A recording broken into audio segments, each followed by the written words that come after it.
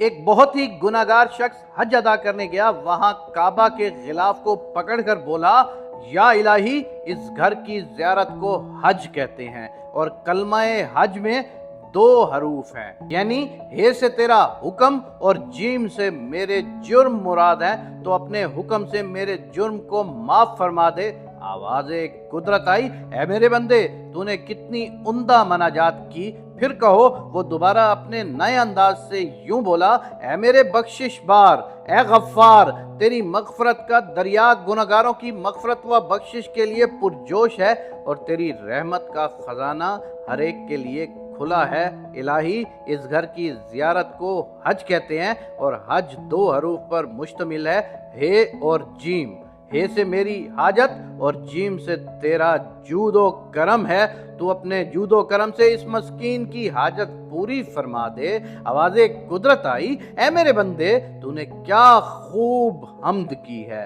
پھر کہو، وہ پھر عرض کرنے لگا، اے خالق کائنات، تیری ذات ہر عیب سے اور نقص سے اور کمزوری سے پاک ہے، تو نے اپنی عافیت کا پردہ مسلمانوں پر ڈال رکھا ہے۔ میرے رب، اس گھر کی زیارت کو حج کہتے ہیں، حج کے 2 حروف ہیں، ہے اور جیم۔ ہے سے اگر میری حلاوت ایمانی اور جیم سے تیرا جلال مراد ہے، تو اپنے جلال کی برکت سے اپنے ناتواں ضعیف بندے کے ایمان کی حلاوت کو شیطان سے محفوظ رکھنا۔ آواز قدرت آئی، اے میرے مخلص ترین عاشق و صادق بندے، تو نے میرے حکم، میرے جود و کرم اور میرے جلال کے توسل سے جو کچھ طلب کیا ہے تجھے عطا فرمایا۔ ہمارا تو کام ہی مانگنے والے کا دامن بھر دینا ہے، مگر بات تو یہ ہے کہ کوئی مانگے تو صحیح، کسی کو مانگنے کا سلیقہ تو آتا ہو۔ اے اللہ، ہم جیسے گناہگاروں کو بھی مانگنے کا سلیقہ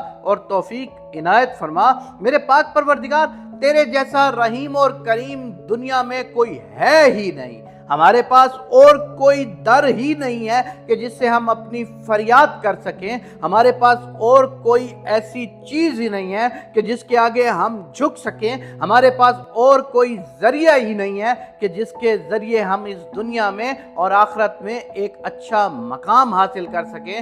ہمارے پاس فقط اللہ تبارک والا کی ذات ہے کہ جس کے آگے سجدہ کر سکیں، کہ جس کے محمد مصطفیٰ صلی اللہ علیہ وآلہ وسلم کے امتی ہونے کا فخر سے سر بلند کر سکیں۔ میرے پاک اللہ، تو نے ہمیں اتنا نوازا ہے کہ ہم تیرا پل پل بھی شکر ادا کرتے رہیں، شاید وہ پھر بھی تھوڑا ہے، لیکن میرے اللہ، تیری رحمت اس سے بھی وسیع ہے۔ میرے اللہ، تیرا کرم اس سے بھی وسیع ہے۔ میرے پاک اللہ، تیرے کرم سے ہی تو ہم اس دنیا میں وجود پاتے ہیں۔ تو ہمارے وجود کو لوگوں کے لیے باعث رحمت بنا دے، ہمیں لوگوں کی خدمت کرنے والا بنا دے اور ہمیں ایسا بندہ بنا دے کہ ہم تجھے پسند آ جائیں۔ اگر آپ بھی سب لوگ یہ دعا مانگنا چاہتے ہیں تو کومنٹ سیکشن میں آمین ضرور لکھیے گا۔ نہ جانے کس کی دعا سے کس کے گناہ معاف ہو جائیں اور اس کا ثواب آپ کو اور مجھے ملتا رہے۔